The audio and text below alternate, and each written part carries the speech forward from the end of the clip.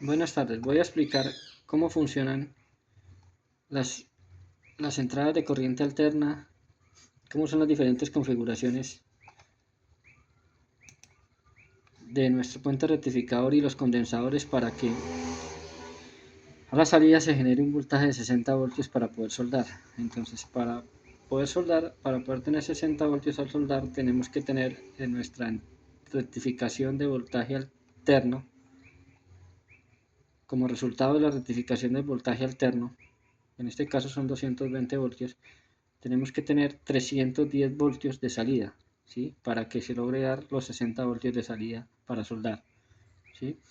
Entonces, en este caso 220 voltios, si tenemos 220 voltios de entrada alterna al puente rectificador o a los puentes rectificadores que tienen las máquinas de soldadura inversoras, entonces decimos que 220 multiplicado por raíz de 2, 1.4 nos daría más o menos 310 voltios, ¿sí? 309 voltios, algo así. Entonces ahí tendríamos el voltaje deseado. Esta es la configuración para 220. Simplemente los condensadores van en paralelo. Para 210 voltios, para 110 voltios, si aplicamos 110 voltios normal por raíz de 2 nos daría 160 y pico voltios, lo que no nos daría el voltaje deseado aquí, que son 310 voltios. Entonces para eso nosotros tenemos que meter una fase en el centro de los condensadores, en el centro de la serie de los condensadores, de cada serie, ¿sí? Una fase, lo que quiere decir que van unos condensadores conectados en serie, pero esas series van conectadas en paralelo, ¿sí? Entonces, si metemos una de las fases de corriente alterna directa al centro, ¿sí? Y la otra fase la rectificamos, como en este caso, tendremos como resultado los 310 voltios, ¿sí? Esa es otra configuración que se puede dar. Esta configuración es para 110 y para 220. Es cuando las máquinas dicen que son multivoltaje. Entonces tenemos con el principio de que si metimos 110 voltios por el centro de los dos condensadores, se dobla el voltaje y tenemos 310. Entonces cuando vamos a trabajar a 220 voltios, simplemente este relay está desactivado, ¿sí? Porque si lo activáramos, pues elevaría muchísimo el voltaje y estallaría los condensadores, ¿sí?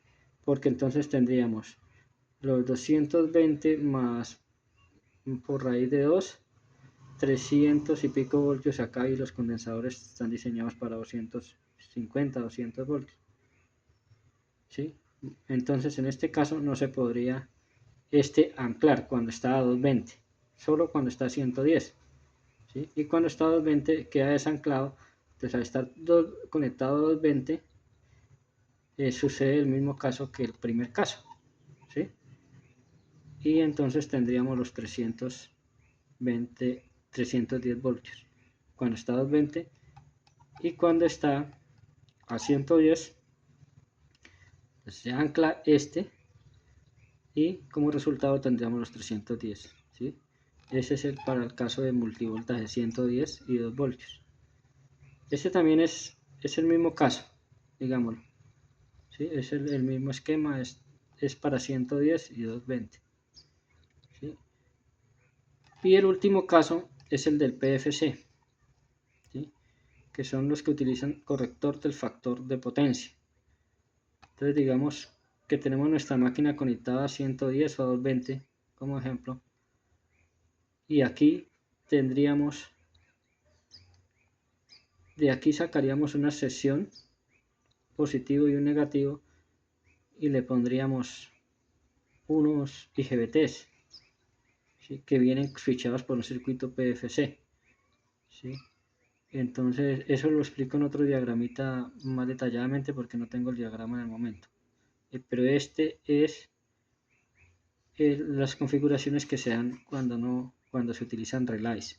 Tanto relay doblador funcionan a 110 voltios y cuando funcionan a 220 solo con un relay. Entonces más adelante explico lo que es el PFC.